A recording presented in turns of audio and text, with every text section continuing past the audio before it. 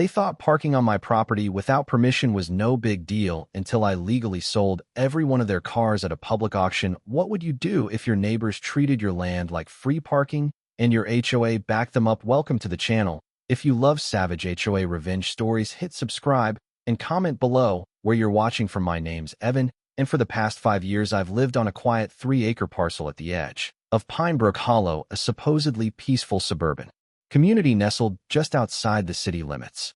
Technically, my property was part of the subdivision when it was first built in the early 2000s, but due to how the developer carved up the land and where the main entrance ended, my home and acreage weren't part of the official HOA jurisdiction. It's one of those weird zoning anomalies that happened during a rushed land deal 15 years ago. And believe me, it's been a blessing until recently. My house sits at the end of a long gravel driveway lined with tall oaks and low wooden fences. The back 2 acres are a mix of lightly wooded meadow, an open field, quiet, natural, and flat. I don't use it for much besides the occasional barbecue or stargazing night. I've never had kids, just a golden retriever named Buck and a few solar lights that flicker along the gravel after sunset. No garden gnomes, no inflatable Santa, no bright colors to offend picky neighbors. Just a modest 2-story home with tan siding and a metal roof tucked away in what used to be considered the buffer lot between the development and the forest preserve, and for years,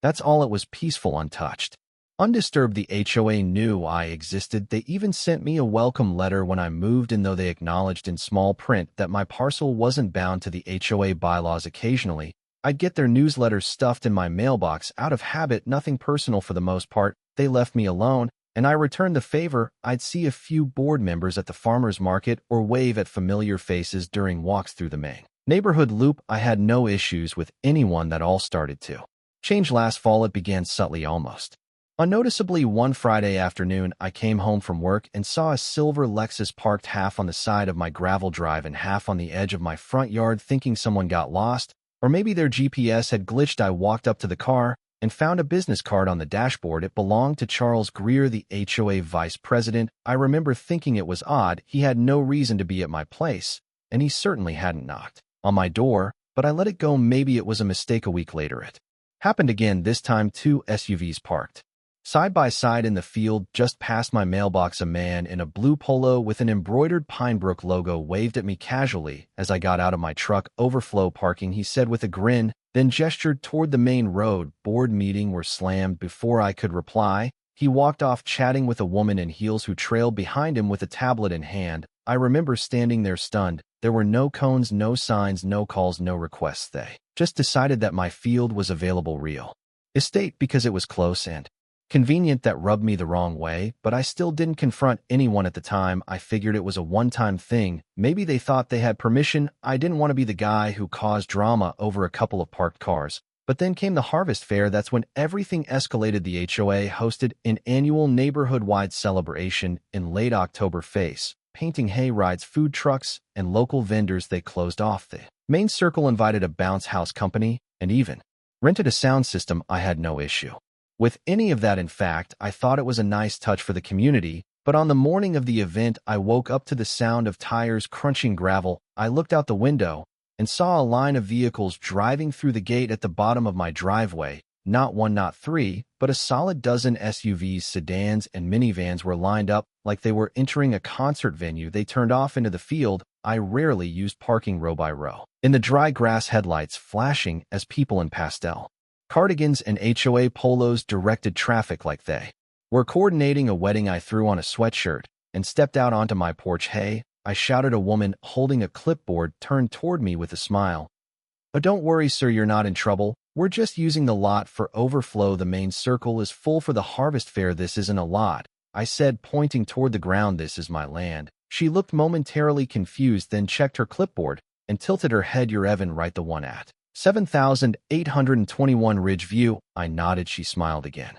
"Right, you're technically non-compliant, not part of the HOA, but part of the old developer tracts, still part of Pinebrook Hollow." That was the first time I heard someone use that phrase, technically non-compliant, as if that gave them permission to treat my property like public space. "I never agreed to let people park here," I told her. Her smile tightened. "Well, the board voted to use it once. We thought you'd be fine with it. It's just for today." I wanted to argue. I wanted to tell her that they'd overstepped, that they should have asked, but by then 3 more cars were pulling into my drive, and she turned back to her clipboard without another word. I stood there for a few minutes watching kids pile out of vehicles with painted faces, couples carrying pumpkin spice lattes, and folding chairs, adults laughing like this was their private event space. The field behind me was now a full-blown parking lot, and my name wasn't on a single clipboard that night. When the harvest fair wrapped up, I walked through the field and counted 39 separate tire tracks someone had left behind too.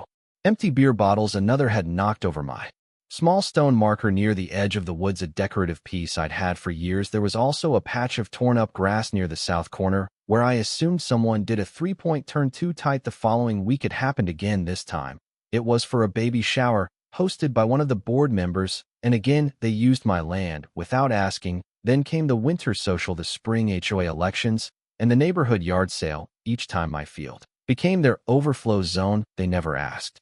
They never thanked me, and they never offered compensation. It had gone from occasional trespassing to full entitlement, and every time I politely asked for clarification or suggested they use another lot, I was brushed off with phrases like temporary access or you're not technically under HOA protection, so we assumed I installed a sign, private property, no parking, but someone took it down. I put up a second one. That one disappeared too. They had gotten used to the convenience of my land, and I had allowed it to happen for too long. What started as a peaceful patch of nature had become a battleground for boundaries they no longer respected. I wasn't just part of the neighborhood anymore. I had become their unofficial parking structure, and I was done being quiet about it. It was a Saturday morning in early spring, the kind of morning that usually had me drinking coffee on the porch with Buck lying at my feet and birds chirping somewhere in the sycamores. The air was crisp, the sky streaked with soft blues and the promise of sunshine, and for a few rare minutes everything felt calm again. That is until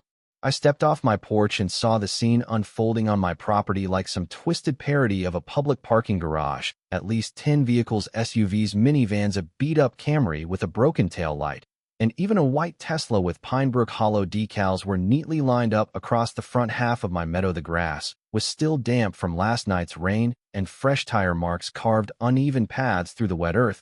But that wasn't even the worst of it. What caught my eye and nearly made me drop my coffee mug was a cheap A-frame sign stuck crookedly into the gravel at the edge of my driveway with black marker scrawled across a warped piece of cardboard: overflow parking event at 108 Holloway. Thanks for understanding. And underneath that, in smaller writing, private property of Evan, temporary use permitted. I stood frozen for a moment, trying to comprehend what I was seeing. I didn't write that. I'd never written anything like that. My heart started pounding, not from anger at first, but sheer disbelief. Someone had forged my name and stuck a sign in my yard to give other people permission to trample my land. And they did it like it was no big deal, like I was a footnote in their weekend plans. I marched straight toward the sign, pulled it from the ground, and stormed back to my truck. My phone buzzed with a notification from the neighborhood Facebook group, an update from someone named Diane, are thanking everyone for helping make her daughter's bridal shower such a success, and adding a TH. Thank you to Evan from the RIDG View lot for kindly letting us borrow his extra space for parking. Lifesaver. My jaw clenched so hard I thought I might crack a mirror. That post had 52 likes, 9 heart emojis, and comments ranging from "he's always so generous" to "we should give him a community award." Generous. I hadn't agreed to a damn thing. I didn't even know there was a bridal shower happening today. I marched down the street toward 108 Holloway, following the trail of pastel balloons tied to mailbox posts and the faint sound of acoustic music wafting from a rented speaker setup. Their driveway was filled with folding chairs, hanging flower garlands, and a table piled with cupcakes and glittery mason jars. I recognized most of the faces, their HOA board members, a couple of realtors, and the vice president of the HOA himself, Charles Greer, holding a mimosa in one hand and laughing with someone dressed like they'd walked off the set of a reality show. I approached Charles directly, holding up the sign in my hand like it was evidence in a courtroom. "You want to tell me who wrote this?" I asked. He blinked, clearly caught off guard. "Oh, hey, Evan," he said casually, "we just borrowed the lot for a few hours. You weren't using it." "That's not what I asked," I replied, voice level but sharp. "Who wrote this and said I gave permission?" Charles didn't even flinch. "Diane said it was fine. She said you were cool with it. It's not like it's permanent." I turned to Diane, who was arranging party favors by the punch bowl. "You forged a sign with my name on it," I said loud enough for half the crowd to hear. Diane's smile faltered, but only slightly. "Oh, come on, Evan, don't be dramatic. We all assumed you Wouldn't mind, it's not like you do anything with that land anyway. Besides, it's for a bridal shower. What are we really hurting? I looked around, pointing at the muddy tire tracks in the distance. You're destroying my property. You're trespassing. And you're lying. At that, the mood shifted. A few people stopped sipping their drinks. Someone's kid dropped a cookie. Charles raised his hands as if to calm things down. Okay, let's all take a breath. Nobody's trying to start a war here. It's just a misunderstanding. The board assumed you'd be willing, especially since you're not technically part of the HOA. Exactly. I said I'm not part of the HOA. That means you don't get to use my land. Without asking, you certainly don't get to speak for me. We'll clean it up afterward, Diane said, already turning back toward the table. As if the conversation was over, I'll even send one of the landscaping boys by Monday to rake it out. Problem solved. You think that solves anything? I asked, my voice rising. Now you all keep treating my land like it's an extension of your clubhouse. But Diane didn't respond. No one did. I was dismissed with a glance, waved off like an angry parent at a PTA meeting. I left before I said something I'd regret. Back at home, I photographed the cars, the sign, the tire ruts in the grass. I considered calling the police to report the trespassing, but I already knew how that would go. Civil matter, they'd say. Take it up with the HOA. When the cars finally cleared out that afternoon, I walked the field to assess the damage. Empty cans littered the grass. A paper plate was stuck in a bush, and someone had knocked over the small stone bird bath I had installed near the trees. It was cracked clean through the base. I picked it up and carried it back to the porch, setting it beside the mangled sign. The next morning, a bright yellow envelope was stuck to my front door. I assumed it was an apology note, or maybe an offer to pay for the bird bath.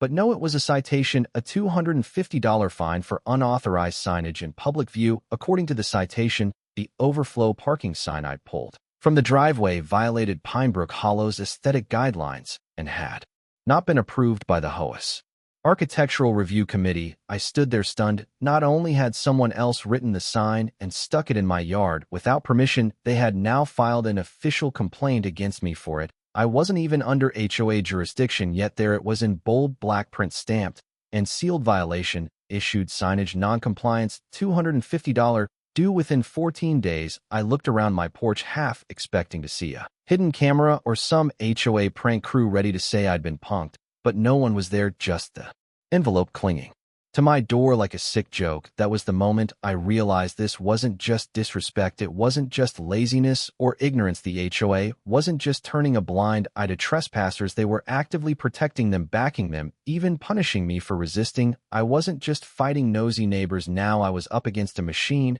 and they just fired the first official shot. The quiet peace I protected for 5 years was gone. My land had become their staging ground, and I was done waiting for them to show me respect. If they wanted to fight, I'd give them one, but this time I wasn't just going to complain, I was going to dig, and what I was about to uncover would turn every smug little citation into the beginning of the end. After that $250 citation showed up on my door, something shifted. Whatever illusion I had left that the HOA board was just misguided or confused died right then. I wasn't dealing with Neber anymore, I was dealing with entitled bureaucrats who saw my property not as private land, but as an asset they could exploit, and what came next only proved how far they were willing to go when someone didn't bow to their fake authority. It started slow, like a leaky faucet you can't quite hear until it floods the whole damn kitchen. 2 days after the bridal shower incident, there was a wine and welcome gathering hosted by the board for new residents. I found out about it the same way I found out about every other HOA event, by seeing a dozen cars nose deep in my meadow. The familiar cardboard sign was back, different handwriting, but same fake message: overflow parking permitted, Evan approved, thank you only. This time someone had taken the liberty of printing it on glossy paper and taping it to a traffic cone. I walked over, ripped it off, and tossed it into the trash. But the damage was done. I counted 24 cars spread across my field that evening, and including one that had the audacity to park directly on top of the small wildflower bed I'd spent 2 seasons planting and maintaining. When I confronted one of the attendees, a woman in oversized sunglasses and heels that weren't built for grass, she just blinked at me and said, "Isn't this HOA property?"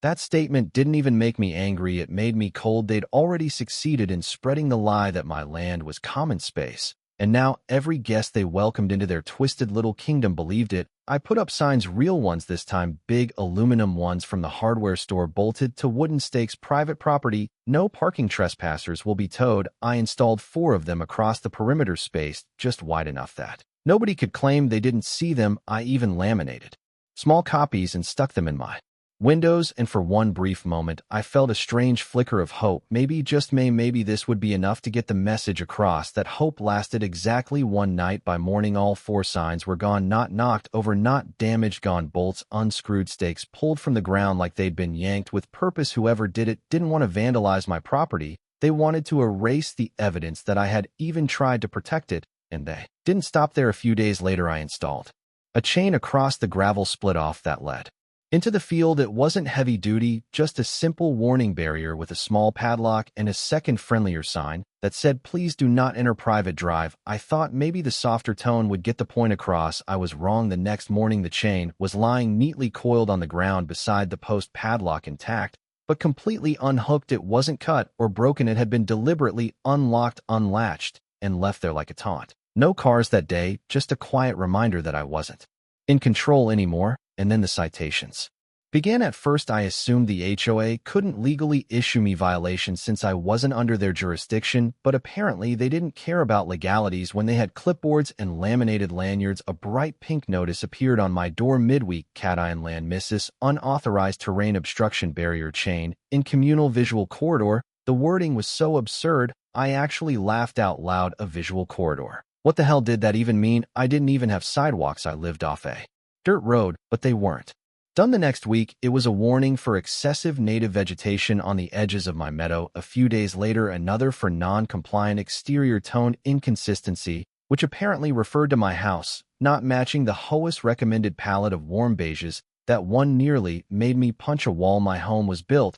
in 199.7 before the HOA even existed and had been painted the same weathered gray for over 2 decades. Still, the notices kept coming, and every single one came with a fine attached: $150 here, $200 there. It added up. I called the county. They told me I wasn't liable for any of it, but until I filed formal legal opposition, they couldn't do much to stop the HOA from delivering these citations to my property. They have no enforcement power, the clerk told me, but they know that they're trying to pressure you. No kidding. It wasn't just citations. The neighbors joined in like flies to garbage once they smelled blood. One day, Buck, my golden retriever, was lying on the front grass, leashed, as always, sunbathing in his usual spot near the porch. I was working on the siding when a black Jeep pulled into my field without slowing down, spun slightly to the left, and backed up quickly too fast and clipped Buck's side with its bumper. He yelped. I dropped my tool belt and sprinted down the slope. By the time I got to the car, the teenage driver was halfway out of the vehicle, staring at me like I was the problem.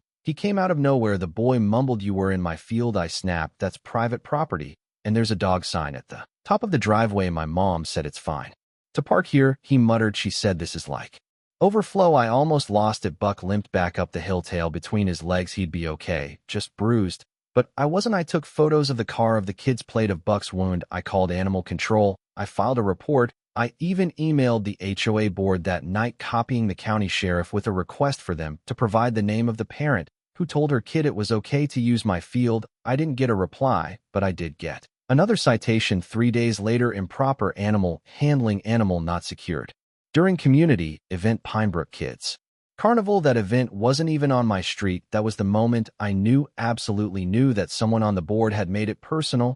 And the final straw, the sprinkler system. I had an old but reliable irrigation setup I'd installed when I first moved in: underground PVC lines with a series of pop-up heads spaced throughout the field. I rarely used them, mostly just to keep the wild flowers and low grass alive during dry weeks. One Monday morning, I flipped the system on just to give it a 15-minute cycle. Nothing happened. I checked the timer, the valve, everything still dead. Confused, I popped open the main distribution box by the utility shed. That's when I saw it. The manifold had been tampered with. The PVC pipe was cracked in 3 places, clean cracks, not pressure bursts.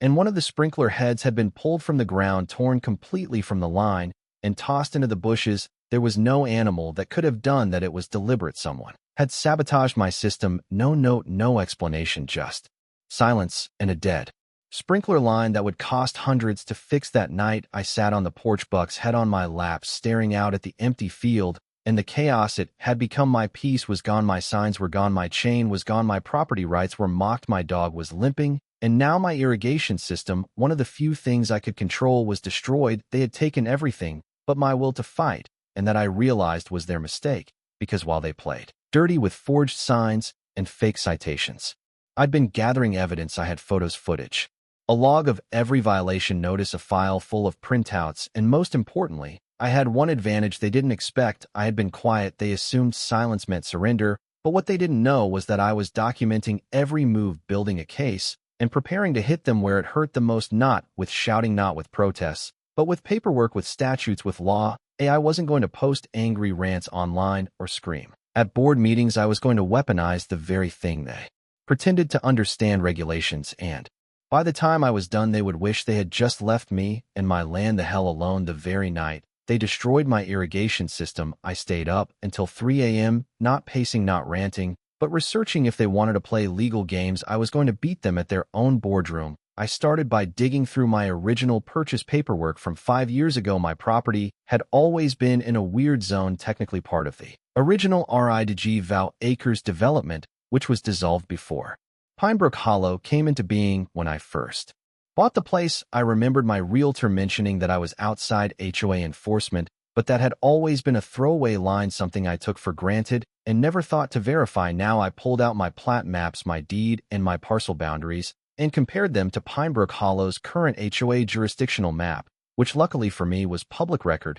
and there it was plain as day. My land parcel 487B was never annexed. In fact, Pinebrook's jurisdiction stopped almost 30 feet from my southern boundary line. Their own HOA incorporation documents, which I found in the county archive website, clearly listed only parcels 488 through 517. I wasn't just technically outside their control, I was legally immune to anything they tried to enforce. Every citation, every warning, every phony complaint they'd slapped on my door was toothless, worthless, enforceable only if I willingly submitted to their imaginary authority, which I hadn't. I stared at that zoning map with a smile that hadn't touched my face in weeks. They'd built their empire on assumptions and arrogance, and I now held the match to burn it all down. But I wasn't done yet. I wanted more than immunity. I wanted leverage. So I went further. I started reading through Pinebrook Hollow's HOA bylaws, page after page of digital sludge that no one in their right mind would willingly sift through.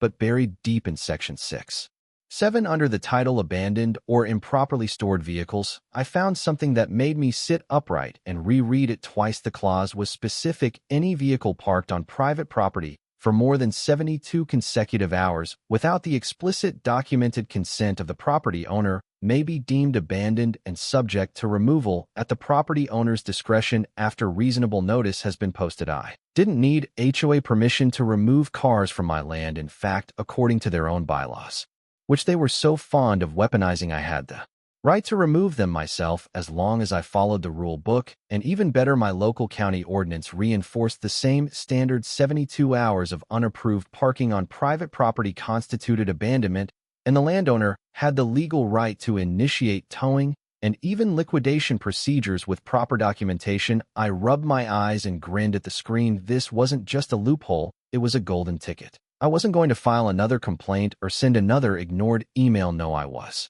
going to take action the moment they crossed the line again. So I started preparing my trap. Quietly, methodically, I began by photographing the property, not just one or two angles, but a full 360-degree sweep of my entire front field and driveway. I took time-stamped videos at dawn and dusk to prove the area was empty. I installed a pair of trail cams, cheap ones, but good enough to catch license plates and timestamps. I printed out 3 dozen laminated notices and slipped them into weather-resistant plastic sleeves. Each one read, "Notice, this is private property, unauthorized. Vehicles will be considered abandoned after 72 hours. Removal and disposal procedures will begin immediately after that period." I staked them evenly around the field, zip-tied one to the mailbox, and stuck another on the side of my shed. Then I did something that would take the entire plan to the next level. I filed a request with the county clerk for a temporary private auction permit. It was a rarely used clause for rural residents dealing with abandoned property. Most people didn't even know it existed, but according to the ordinance, if a vehicle remained on private property beyond 72 hours, and if the owner failed to respond to written notice, the property owner could host a public auction for the purpose of recovering damages or fees related to unauthorized use. All I had to do was document the infraction and provide proof that I'd posted public notice. I submitted my application online and got confirmation the next day. I even paid the $45 fee. For expedited processing with that done, I reached out to a towing company 2 towns over one that specialized in rural repossessions and didn't flinch at HOA politics. I told them my situation. The owner, Rick, chuckled when I explained they've been pulling that crap in this county for years. People don't realize you've got more rights than they do. We'll be ready. Just call us when the deadline hits. I added him to my phone as Rick towing backup plan. The last thing I did was prepare a folder printed, laminated, and sealed of every piece of documentation I might need. My property deed, zoning maps, photos of empty land, screenshots of HOA bylaws, county ordinances, and a copy of the auction permit. I stuck it in my truck's glove box and kept a backup at home. I wasn't leaving anything to chance. All I needed now was for them to overstep again, and they didn't disappoint. The following weekend was Pine Brook's Spring Bash, an annual HOA event complete with food trucks, bounce castles, and local vendors that turned their main cul-de-sac into a mini fairground. I already knew what was coming, so I mowed the field, made sure my signs were clearly visible, and waited. And sure enough, by 11 a.m. Saturday, the cars began to roll in 1, 2, 7, 12, 20. By noon, my field was filled with 29 cars and 2 small catering vans. And just like that, the trap was sprung wrong. I didn't say a word. I didn't storm into the party. I didn't yell. I simply documented every vehicle, every plate, every angle. I updated my logbook with timestamps and printed copies of each photo. Then I walked through the field calmly and placed a laminated notice on every windshield: this vehicle is parked on private property without permission. If not removed within 72 hours, it will be considered abandoned and subject to removal and sale under County Ordinance 14 to 8A. I signed each one with my full name, address, and the official auction permit number. Some people saw me doing it. They laughed. I heard someone mutter, "Evan's having a meltdown again," as if I was the crazy one for enforcing my own property rights. One teenage girl took a selfie next to my sign and tagged it number, care, and energy. I didn't care. Let them mock me. Let them feel invincible for one last weekend, because what they didn't know, what they couldn't possibly imagine, was that I wasn't bluffing. On Monday morning, I filed a notice of intent to tow with the county's abandoned vehicle division. I submitted my photos, my 72-hour warnings, and my property documents. They approved the process within 3 hours. The clock was ticking. I called Rick. "You might want to have your guys ready by Thursday afternoon." I said, "Looks like we've got ourselves an auction coming up." Rick chuckled. "We'll bring the flatbeds." For the next 3 days, I sat back and watched as the vehicles remained right where they were. A few disappeared, probably the ones whose owners had actually read the notice, but by Wednesday afternoon, there were still 7 cars left, parked exactly where they'd been the day of the event. No calls, no apologies, not even a note, just silence. They thought I wouldn't dare. They thought I was bluffing. They thought, like always, that I would roll over and let them treat my land like their convenience. But they were wrong. They had crossed the line for the last time. The documents were filed. The signs were posted. The 72-hour clock had expired. My land was ready, and so was I. The next time they looked out their windows, they'd see fences, cameras, a podium, and an auctioneer. And then for the first time in their privileged lives, they'd understand that actions have consequences. The fundraiser was announced on a Wednesday, one of those overly cheerful HOA-wide emails full of stock clip art and exclamation points inviting all residents and their guests to the Spring Bloom Swear, hosted by none other than HOA President Diane Leem at her sprawling white-columned monstrosity of a house on the lot adjacent to mine. A charitable event, it said, to benefit local parks with wine tastings, live jazz, and a silent auction. I didn't give it much thought at first. These events were common in Pine Brook Hollow, ridiculous, overplanned social circuses where the board could pat themselves on the back while pretending they were making the world a better place, one overpriced raffle ticket at a time. But by Friday afternoon, I knew this one would be different. I knew this was going to be their mistake, the one they couldn't walk away from, because by 4 p.m. cars were already crawling up my gravel driveway like ants swarming sugar. They weren't just parking on the edge of the field anymore. They were driving in rows, neat, organized rows. Someone had even marked spots with tiny orange flags. 23 cars and 2 oversized catering vans were situated across my field like it was a makeshift concert venue. I saw a woman in a flowing blue dress guiding vehicles with a fluorescent wand, laughing like this was the most normal thing in the world. No one knocked, no one called, no one even looked in my direction. They were so comfortable trespassing that they didn't bother to pretend it was anything else. And that's when I saw her, Diane herself. She stood on her porch with a glass of wine, wearing a peach shawl and those enormous buggy sunglasses that made her look like a praying mantis. She sipped delicately as I walked toward her across the lawn with my camera already rolling. Diane, I said, evenly raising the camera so she could see the red recording light. You and I need to talk right now. She lowered her glass slowly inside like I was a toddler interrupting her grown-up party. Evan, not this again. It's just one evening. It's for charity on my land, I said. Without my permission again. Oh, come on, she said with a laugh, waving a hand in the air, like she was shoo away a fly. You're not even using it. It's just grass. What's the big deal? I held up one of the laminated 72-hour notices I had printed in advance. You see this? This is legally binding. Every car here will have one of these on their windshield in the next 15 minutes. You've got 72 hours, Diane, and after that, they're gone. I'm done playing nice. She smirked. Oh, Evan, she said, you really need to learn to let things go. It's a community. We share things, not when that sharing comes at my expense. I replied, you've made your point. She snapped, clearly annoyed. Now enjoy your tantrum. You're only making yourself look bad. I didn't say another word. I walked back to my property, documented every car with timestamped photos, and slid one of my laminated notices under every single wiper blade. Each one included the auction date, time, and location. My location, my property, my rules. The clock started then. 72 hours. I printed an updated notice with bold red text and mounted it on a wooden board at the edge of my driveway. Public notice: unauthorized vehicles on private property will be subject to removal and auction after 72 hours per county ordinance. I listed the date, I listed the time, I listed the statute, I listed the permit number. Legally, morally, logist. Basically, I was covered. I even posted the same information in the Pinebrook Hollow Facebook group, which triggered a predictable wave of sarcasm emojis and condescending responses. Sounds like someone needs a hug, wrote one board member. Evan's off his meds again, said another. But I didn't reply. I didn't need to, because every smug post, every fake laugh, every eye roll on that thread only confirmed how safe they felt, how untouchable, and they had no idea how hard they were about to fall. By the end of the 72-hour window, only 7 vehicles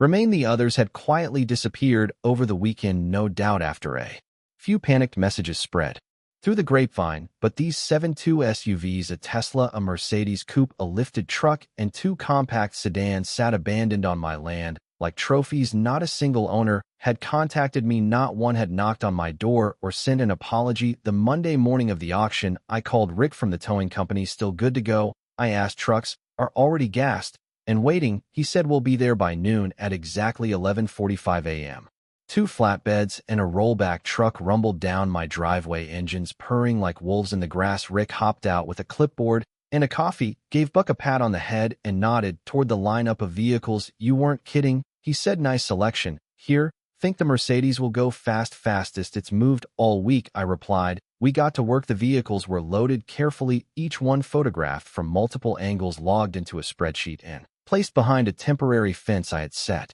up at the back of the field right next to the wooden auction sign I'd staked into the ground. I even strung up pennant flags between poles to make it look festive. Petty, maybe satisfying, absolutely. By 2 p.m., curious neighbors were slowing their cars. As they passed, a few stopped to ask what was going on. I handed them flyers. Abandoned vehicle auction Tuesday at 6 p.m. sharp, open to the public, all vehicles sold. As is no reserve. Words spread like wildfire that evening as the sun dipped low and the sky turned orange behind the pines. Nearly 40 people gathered around the edge of my property. Some brought lawn chairs, a few had cameras, one guy even brought popcorn. Rick set up a small PA system, and I stood at a folding table with my documentation in hand, clipboard, auction license, proof of notices, photographs, everything. At 5:45 p.m., Diane arrived. She stormed across the lawn in a sharp blazer and heels that sank into the grass with every furious step. You can't do this, she hissed. You're making a scene. The only scene, I said calmly, is the one you created when you decided my land was yours to exploit. You don't have the right. I do have the right, I said, cutting her off. Per Pinebrook Hollow's own bylaws and County Statute 14-8A, your cars are abandoned. They were properly notified, and this, I gestured to the flags, the signs, the crowd, is a legal auction, permitted and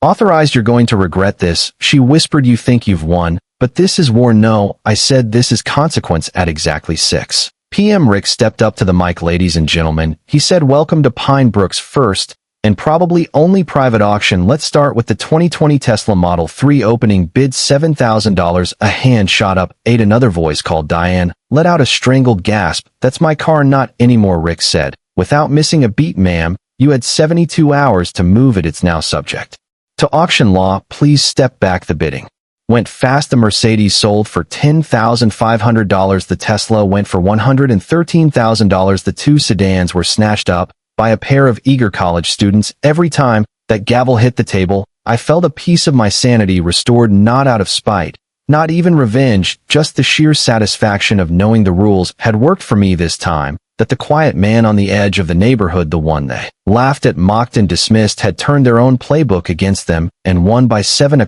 p.m. the field was empty. The buyers had arranged transport. The crowd dispersed, buzzing with disbelief and gossip. Diane had vanished the moment her Mercedes was sold, leaving behind only the faint scent of expensive perfume. In panic, I walked the field one last time, Buck trotting beside me, the air cool and clean now that the chaos had cleared. I didn't feel victorious. I felt steady, like the foundation under my feet had finally stopped shifting. I had protected my land legally, publicly, irrefutably. They couldn't spin this. They couldn't find me. They couldn't pretend it didn't happen.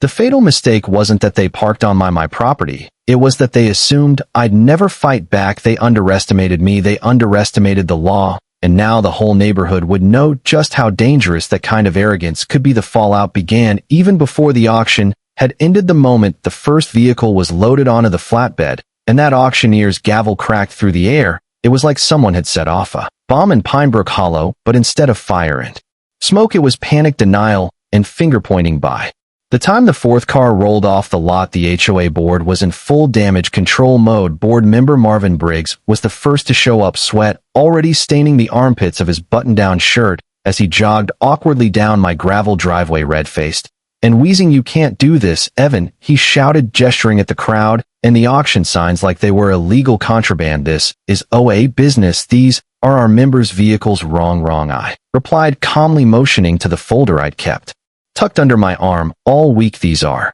abandoned vehicles on private property, and they're being removed in accordance with both county law and your own bylaws. You know those things. You only enforce when it benefits you. He blinked at me, stunned. This is a legal nightmare. You're going to get sued, maybe, I said with a shrug, but I won't be the one losing. Just as he opened his mouth to argue, two more board members arrived. Ken, the secretary, and Russell, the treasurer, both were on their phones, speaking in panicked tones while trying to figure out what legal lever they could pull to shut me down.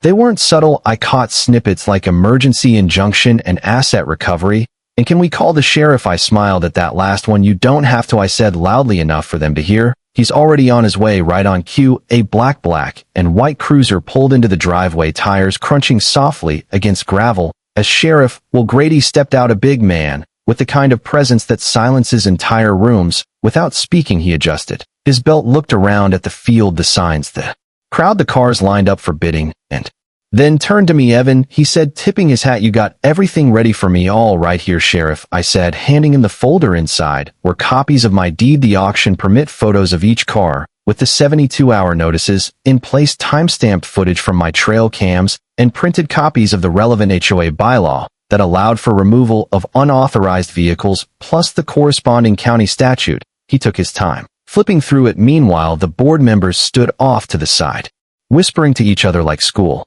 kids caught cheating on a test. Sheriff Grady finally snapped the folder shut. Everything looks in order, he said. You posted notices, gave more than sufficient time, documented each step. And this property, he pointed a thick finger at the ground, ain't under HOA jurisdiction, which means they don't get to decide what happens on it. The color drained from Karen's face. Russell looked like he was going to be sick. Marvin muttered something under his breath and started walking backward toward the road like he could disappear into the hedges. So, unless anyone wants to press false trespassing charges, the sheriff continued, I suggest you let the man run his auction in peace. From that point on, the rest of the auction went smoother than I ever expected. The Tesla fetched over 13 grand. The Mercedes coupe went for 10. Even the rust-speckled SUV pulled in 5,000 from a buyer who knew a guy who could fix it up. But the real prize wasn't the money, it was the message. Every car sold came with a quiet gasp, a shared glance, a whisper across the lawn. The neighbors, many of whom had sat